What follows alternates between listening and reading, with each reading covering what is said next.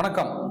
நம்மோடு இன்று எழுந்திருப்பவர் அப்போ ஏதோ ஒரு வகையில முடிவு பண்ணிட்டாங்க, அவங்க கிட்ட யாரும் வரமாட்டேங்கிறாங்க, இல்ல வரவங்களை யாரோ தடுக்கிறாங்க அப்படின்னு செங்கோட்டையன் சொல்றாரு. அவங்க உண்மையிலேயே கடைசியில திமுகவுக்கு போவாங்கன்னா இன்னைக்கு சீஃப் மினிஸ்டர் சந்திக்கிறாரோ அதுக்கு அடுத்த நாள் அவர் சந்திப்பாருன்னு இவர் சொல்றாரு, அருண்ராஜ் சொல்றாரு. சீஃப் மினிஸ்டர் சந்திக்கிறதுக்கும் நீங்க சந்திக்கிறதுக்கு வித்தியாசம் இல்லையா? நீங்க பாருங்க, எம்ஜிஆர் போடுறீங்க, அண்ணாவை போடுறீங்க, இவங்கெல்லாம் யாரு? இவங்கெல்லாம் வேற ஒரு கட்சியை ஆரம்பிச்ச தலைவர்கள். அவங்க கொண்டாடுறதுக்கு உங்களுக்கு என்ன தகுதி இருக்காங்க? ஒரு பேரை குற்றப்பட்டியல சேர்த்துவாங்கன்னு பயப்படுறாரோன்னு தெரியல. சாட்சிட்டு ஒரு பேரை போட்டாங்கன்னா ஒரு கரூர் கோர்ட்டுக்கு ஓட வேண்டியிருக்குல்ல அவரு. உங்க ரசிகர்களாவே வச்சுக்க விரும்புறீங்க. அவங்க அரசியல் மயப்படுத்த நீங்க விரும்பல. பாஜக தலைமையிலான கூட்டணினா பாஜக அட்டாக் பண்ண வேண்டிய கட்டாயம் உங்களுக்கு இருக்குல்ல. அதிமுக ஜூனியர் பார்க்கறதா நீங்க கருதுறீங்கன்னா இப்போ தலைமையில் இருக்கிற பாஜக நீங்க அட்டாக் பண்ணணுமா வேண்டாம்? செங்கல்பட்டு, காஞ்சிபுரம் இதெல்லாம் பாத்தீங்கன்னா ஸ்வீப்பா ஒரு அடிப்பாருங்கிற மாதிரி கருத்துக்கள்லாம் போட்டுருக்காங்க. அதெல்லாம் வலதுசாரிகள் கருத்துக்கள் இருக்கு சார். விஜய் தனியா வணக்கம். நம்மோடு இன்று எழுந்திருப்பவர் மூத்த பத்திரிகையாளர் பிரியன் அவர்கள். வணக்கம் சார். வணக்கம் சார். சார், நேற்று டிவிகேனுடைய 3ஆம் ஆண்டு துவக்க விழா, கட்சி துவக்க விழா நடந்துச்சு. அதுல அவரு டான்ஸ் ஆடினாரு, பாட்டு பாடினாரு. கட்சி என்ன பண்ணிச்சு 3 ஆண்டுகள், அந்த மாதிரியான விஷயங்கள்லாம் அவங்க சொல்லல. அது ஒரு ஏதோ ஆடியோ லான்ச் மாதிரி இருந்துச்சுன்னு விமர்சனம் பண்ணாங்க. உண்மையிலே ஒரு கட்சியினுடைய துவக்க விழா எப்படி இருக்கணும்? ஏன்னா 3 வருஷம் அவங்க நடந்திருக்காங்க, எப்படி இருந்திருக்கணும்? இல்ல அந்த விமர்சனத்தை எல்லாம் எப்படி பாக்குறீங்க?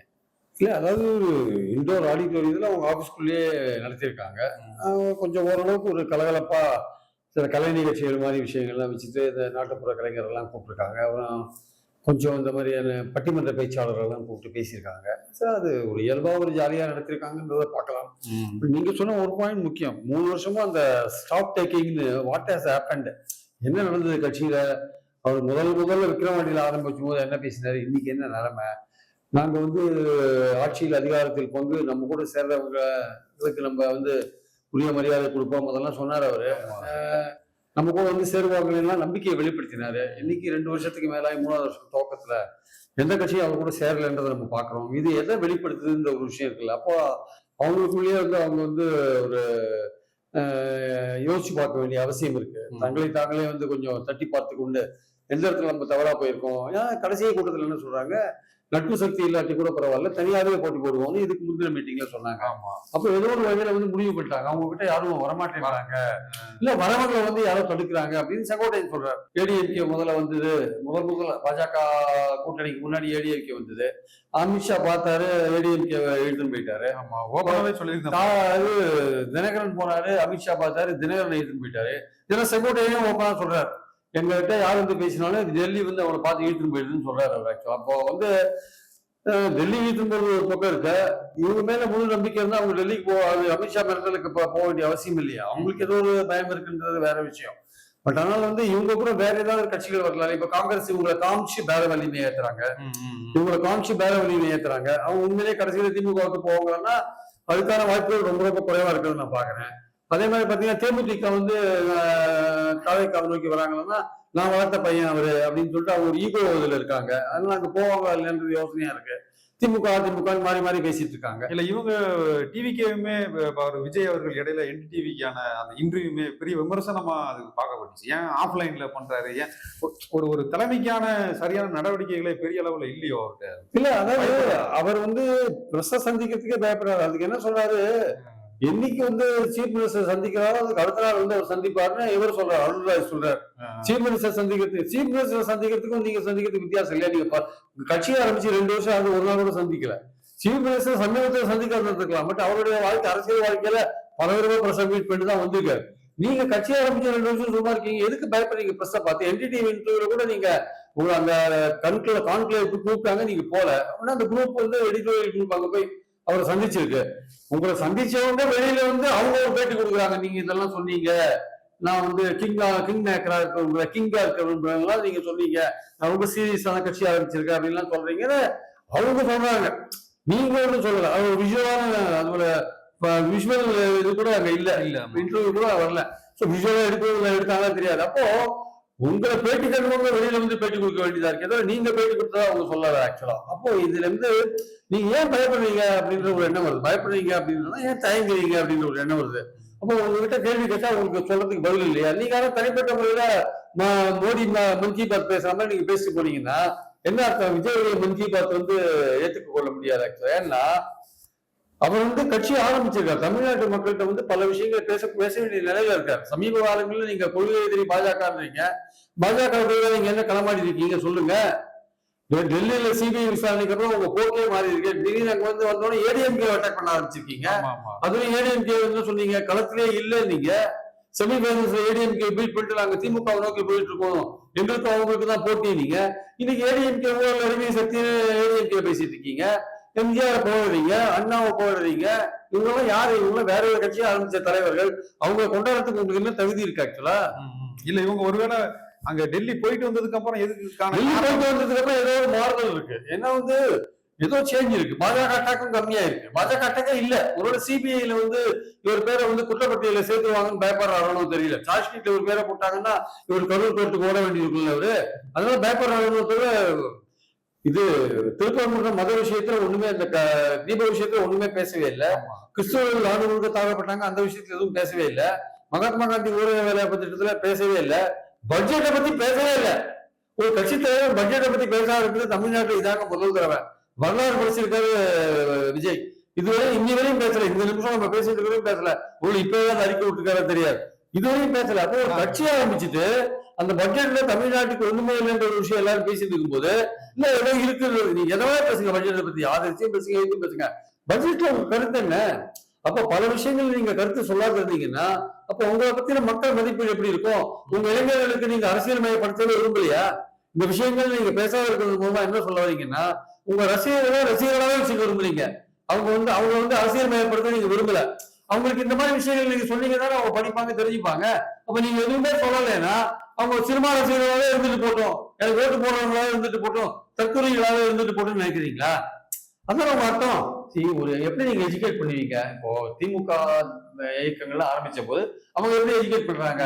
உலக வரலாறு சொல்றாங்க, அந்த நெப்போலியன் வரலாறு சொல்றாங்க, கிரேக்கம் எப்படி விழுந்தது, பிரான்ஸ் எப்படி விழுந்தது, புரட்சி எப்படி நடந்தது, ரஷ்யா புரட்சி என்ன, ஒரு நீங்க எஜுகேட் பண்றீங்கல்ல. அப்புறம் நாட்டுல எப்படி இந்திய திணிக்கிறாங்க, வடக்குல என்ன பண்றாங்க, வடவர்கள் ஆதிக்கம் எப்படி இருக்கு, அப்புறம் நம்மளுடைய கலாச்சாரம் என்ன, திராவிடம் தான், ஒரு எஜுகேட் பண்றீங்கல்ல.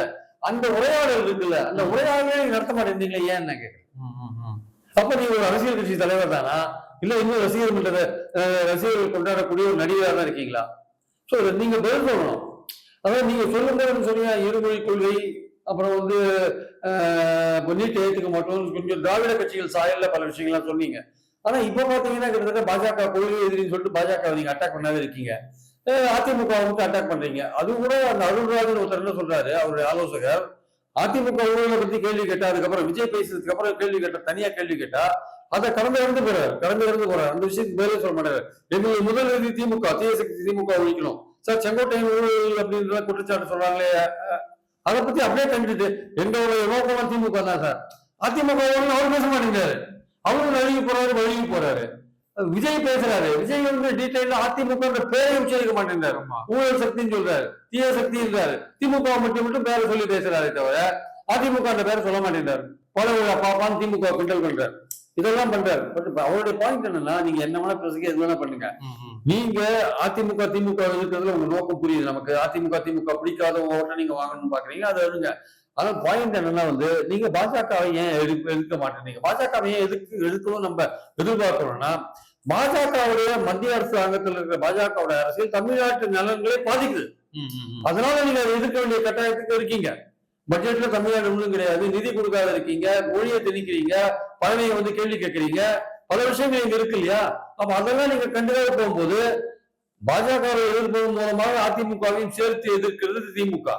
நீங்க என்ன பண்றீங்க? ஒரு அதிமுக மட்டும் எடுத்துட்டு பாஜக விடுறீங்க. அப்ப பாஜக விட்டீங்கன்னா என்ன அர்த்தம்? களத்துல இல்லாதவங்களை விமர்சிக்க மாட்டோம்ன்றீங்க. அப்ப பாஜக தலைமையில் கூட்டணின்னு சொல்றீங்க. அப்ப ஏன் பாஜக சொல்றீங்க? பாஜக சொல்ல வேண்டிய அவசியம் இல்லை. பாஜக தலைமையில மற்றும் கூட்டணி சேர்ந்திருக்காங்க, அதிமுக பத்தி சொல்லாமே போறீங்க. அதிமுக இந்த பேரை உச்சரிக்காதன் காரணம் என்ன? இது என்ன ஸ்டைல் ஆஃப் பேச்சு வழக்கில் எப்படி சரியா வரும்? ஆக்சுவலா ஏன் வேணுமா பேரை சொல்லுங்களேன். திமுக சொல்லுங்க, திமுக சொல்றீங்க, அதிமுக சொல்லுங்க. அதிமுக ஊழல் கட்சி தான், அது ஆள்றதுக்கான தகுதி இழந்துட்டுன்னு சொல்லுங்க. ஏன் வந்து மூடி மறைக்கிறீங்க? அப்படியே நழுவி போறீங்க, ஒரு மாதிரி பொம்பறீங்க. ஏன் பொம்பறீங்க அதிமுக பத்தி பேர் சொல்றதுக்கு? அப்போ உங்களுடைய அதிமுக எதிர்ப்பும் நியாயமான எதிர்ப்பா, நேர்மையான எதிர்ப்பா, அதுல ஏதாவது ஊசலாட்டம் இருக்கான்னு தெரியல ஆக்சுவலா. இல்ல அவர் வந்து அதிமுகவுடைய வாக்குகளை பிரிக்கிறதுக்கு ஒருவேளை முயற்சி பண்றாரோ? சார் பிரிக்கிறதுக்கே முயற்சி பண்ணட்டும் சார், யாரும் வேணாம். அது செங்கோட்டையெல்லாம் சேரும்போது அவர் அதிமுக வாக்கா பிரிக்க தான் ட்ரை பண்ணுவார். நமக்கு அது புரியுது, புரியாத இல்ல. ஆனால் அதிமுக திமுக எதிர்ப்பு வாக்குகள் ஒண்ணு இருக்குல்ல. ஆமா, அதிமுக பிடிக்காதவங்க வாக்கு இருக்குல்ல, அதை நீங்க கவனம்னா நீங்க அதிமுக எதிர்த்து தான் தேரணும். உங்களுக்கு இயல்பாவே திமுக எதிர்ப்பு ஓட்டுகள்ல கொஞ்சம் வரும், அதிமுகவுக்கு போக வேண்டிய ஓட்டுகள்ல கொஞ்சம் உங்களுக்கு வரும். அப்ப நீங்க திமுக அதிமுக பிடிக்காதவங்க ஓட்டை நீங்க வாங்க வேண்டிய கட்டாயம் இருக்குல்ல. அப்ப அதுக்கு நீங்க அதிமுகவை நீங்க எதிர்த்து தான் தேரணும் ஆக்சுவலா. அப்ப நீங்க பாஜக எதிர்ப்பு ஓட்டுனா திமுகவுடைய ஸ்ட்ரென்த்தா இருக்கு. அப்ப பாஜகவை நீங்க கொள்கை நீங்க பாஜகவை பத்தி கண்டுக்காத நீங்க போறீங்கன்னா பாஜக எதிர்ப்பு உங்களுக்கு வராது. பாஜக எதிர்ப்பு உங்களுக்கு தேவையில்லையா? ஏன் பாஜகவை பார்த்து பயப்படுறீங்க, பம்பறீங்க? ஏன் டெல்லிக்கு போயிட்டு சிபிஐ கூட்டத்தில் பாஜக பெரிய உச்சரிக்க யோசிக்கிறீங்க?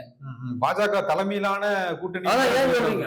அது மட்டும் சொல்லிட்டு கடந்து போறீங்களா? ஏன் அப்ப பாஜகவுக்கு இம்பார்ட்டன்ஸ் கொடுக்குறீங்களா? ஏன் கொடுக்குறீங்க? அதிமுக ஓரம் கட்டிட்டீங்க. தமிழ்நாட்டுல திமுக அதிமுக தான், அதை விட்டுட்டு பாஜக தலைமைன்னு ஏன் சொல்றீங்க? நடைமுறையில ஒரு உண்மையா இருந்தா கூட நீங்க தமிழ்நாட்டுல இருக்க நீங்க என்ன சொல்லணும்? அதிமுகவோட கூட்டணி தானே சொல்லணும் ஆக்சுவலா. நீங்க பாஜக ப்ராமினென்டா சொல்லும் போது என்ன அர்த்தம் அதுக்கு ஆக்சுவலா? அப்ப பாஜக செய்யற நல்லது கிட்டதெல்லாம் சொல்லுங்க. அந்த கூட்டணி பத்தி நீங்க சொல்லணும், பாஜக சேர்த்தானே சொல்லணும்.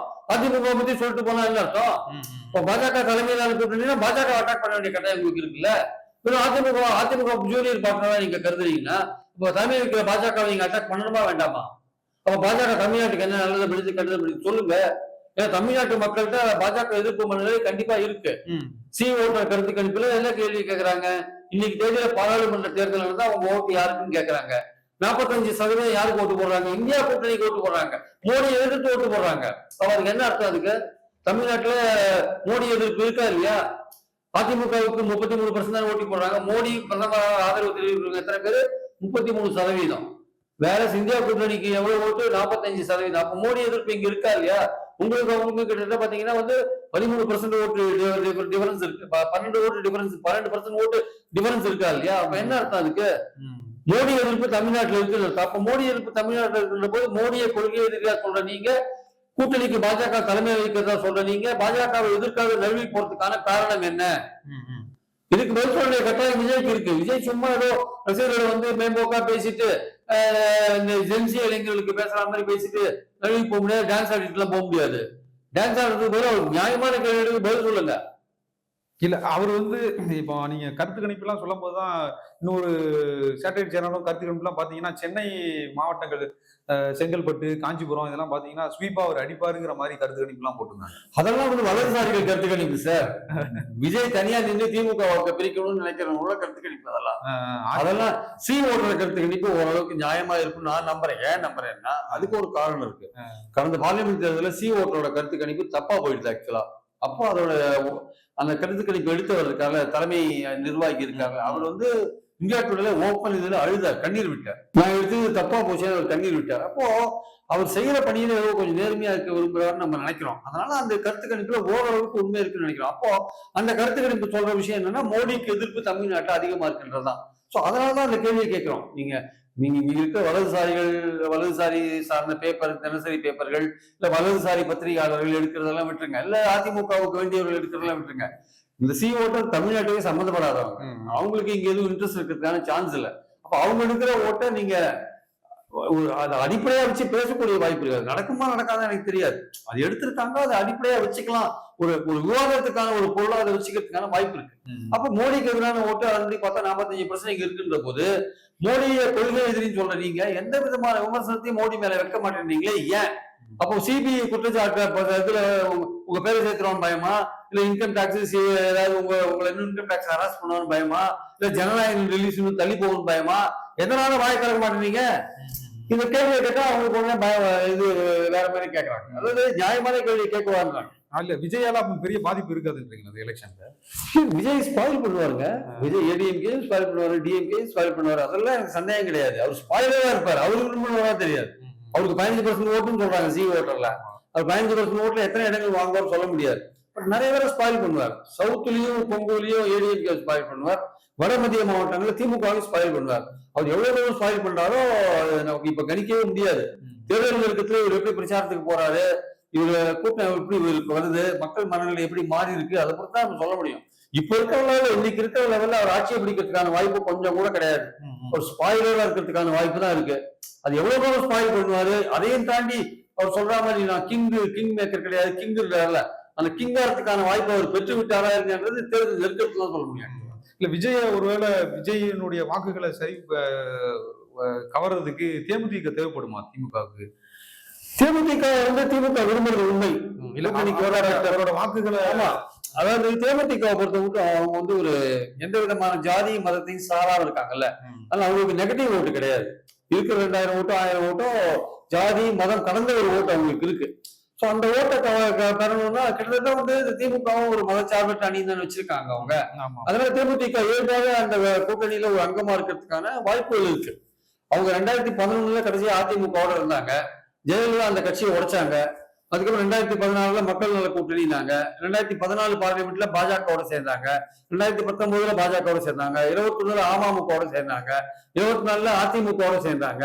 எதுலையுமே அவங்களுக்கு பயன் கிடையாது. 2011 தவிர 2014 அப்புறம் அவங்க எந்த பதவியிலும் இல்லை. அவங்க நாட்டில் லோக்சபாக்கும் போல அசம்பிளிக்கும் வரல. அப்போ அவங்க அசம்பிளிக்கு போக வேண்டிய டைம் இது.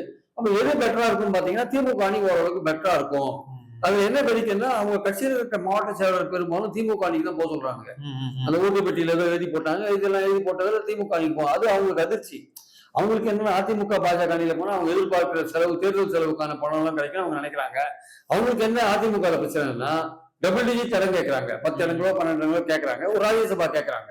இப்ப அதிமுக போன வாட்டியே ராஜ்யசபா அவங்களுக்கு ஏமாத்திட்டாங்க. இந்த வாட்டி என்ன பிரச்சனைனா 6 வேகன்சி வருது. 2 வேகன்சி தான் அதிமுக எலக்ட் பண்ண முடியும். அதான் அந்த ஸ்ட்ரென்த் தான் அவங்களுக்கு இருக்கு. அப்ப 2 ஒண்ணு அன்புமணிக்கு கொடுக்கறதா அவங்க ப்ராமிஸ் பண்ணியிருக்காங்களாம். ஒண்ணு தினகரனுக்கு கொடுக்கறதா ப்ராமிஸ் பண்றதா சொல்றாங்க. உண்மையா பொய்யா தெரியாது.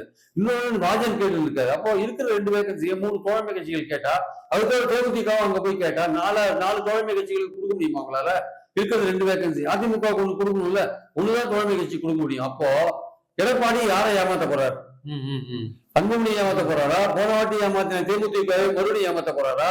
இல்ல தினகரனை ஏமாத்த போறாரா? இல்ல வாசனை ஏமாத்த போறாரா? தெரியாது. இதெல்லாம் தெரியாத தேமுதிக என்ன பண்றாங்க, அங்க போறத பத்தி யோசிக்கிறாங்க அதிமுக. இல்ல இப்ப திமுகவுல அவங்க 36 சீட்டு எல்லாம் கேட்ட மாதிரி எல்லாம் பேசி 36 சீட்டு எல்லாம் சான்ஸே இல்லை சார். காங்கிரஸ்க்கு 36 தர மாட்டாங்க, தேமுதிகவுக்கு சார் தருவாங்க. ராஜ்யசபாவும் வேணும்னு சொல்லியிருந்தாங்க. 36 சீட்டு எல்லாம் கனவுல கூட காண முடியாது. தேமுதிக 4 கடைசியா தர்றது 36 -30 போட்டுக்கோங்க. 6 தான் தர முடியும். அவங்க தருவாங்க. 6 தான் அவங்க தருவாங்க. 6+1 ராஜ்யசபா. 6 வாங்கினா 4 வின் பண்றதுக்கான வாய்ப்பு இருக்குன்னு அவங்க சொல்றாங்க. ஒரு ராஜ்யசபா, சுதீஷ்க்கு ராஜ்யசபா போகணும்னு அவருடைய ஆயுட்கால ஆசையா இருக்குது. அதனால அங்க போகணும்னு நினைக்கிறாரு அவரு. அதனால அது கிடைக்கிறதுக்கான சான்ஸ் இருக்கு. இப்ப கமலஹாசனே கொடுத்தாங்க, அவரு சுதீஷ்க்கும் கொடுக்க போறாங்க. ஒன்றும் பிரச்சனை இல்லை. தேமுதிக சேர்ந்தா திமுக அணிக்கு ஒரு எல்லா தொகுதிகளில் ஒரு பெரும்பாலான தொகுதிகளில் ஒரு குறிப்பிட்ட ஒரு 60-90 தொகுதிகள் வரையும் ஒரு 1000-2000 ஓட்டுக்கு அதிகமாக வரதுக்கான வாய்ப்புகள் இருக்கு. அது ஏன் முக்கியம்னா 4 முனை போட்டியில 500-1000 ஓட்டெல்லாம் தோக்குறது ஜெயிக்கிறது சர்வ சகஜம். அதனால எந்த ஒரு வாய்ப்பையும் மிஸ் பண்ணாம எல்லாரையும் அரவணைக்கணும்னு ஸ்டாலின் விரும்புறாரு. அதாவது எல்லாரையும் அரவணைக்கணும்னு ஸ்டாலின் விரும்புறாரு. யார் இருந்தாலும் எல்லாத்தையும் பரவாயில்லன்னு எடப்பாடி நினைக்கிறாரு. அவர் ஓபிஎஸ் இருந்தாலும் பரவாயில்ல, எல்லாத்தையும் பரவாயில்ல. சசிகலா இருந்தாலும் பரவாயில்ல, எல்லாத்தையும் பரவாயில்ல.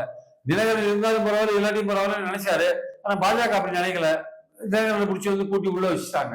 சோ அதனால திமுக நினைக்கிறது தேமுதிக வரணும்னு நினைக்கிறாங்க. அதுக்கான பேச்சுவார்த்தை இன்னைக்கு வரையும் போயிட்டு இருக்கு.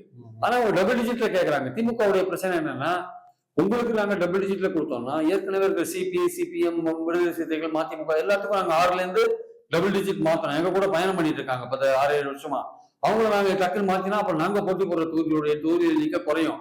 அதனால நீங்க 6+1 வாங்கிக்கோங்க, அதுக்கு மேல போகாதீங்க. நாங்க காங்கிரஸ்க்கே அதிகமா கொடுக்கறதா இல்ல. அவங்க இருந்தாலும் சரி இல்லாட்டியும் சரி, காங்கிரஸ் சப்போஸ் போயிட்டாங்கன்னா எல்லாருக்கும் நாங்க ஏற்றுவோம், அப்போ உங்களுக்கு கொடுப்போம். அதனால வெயிட் பண்ணுங்கன்னு சொல்லியிருக்காங்க. அதனால அந்த காங்கிரஸ் பொசிஷன் கிளியர் ஆன பிறகுதான் திமுக ஃபைனலா ஒரு டிசிஷன் எடுப்பாங்க. காங்கிரஸ் இருக்கிற மாதிரி தான் இருக்கு மோராலஸ்.